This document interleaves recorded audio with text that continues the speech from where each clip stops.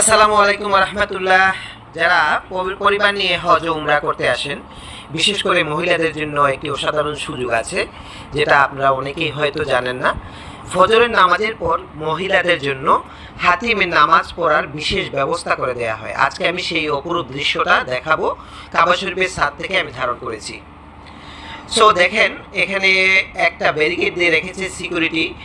অনেক মহিলারা আছেন এখানে, মহিলা হাজিরা।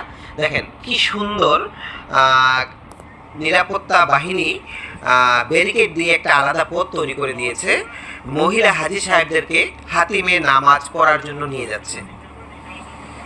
তখন তাওয়াফ কিছুক্ষণের জন্য নিয়ন্ত্রণ করে মহিলাদের নিরাপদে ও সহজভাবে হাতিমে প্রবেশ করানোর এক অপরূপ দৃশ্য আমার চোখে পড়লো এবং ভিডিওটা করলাম। একদম কোনো ভিড় ধাক্কাধাক্কি ছাড়া সবাই হাতিমে প্রবেশ করছে।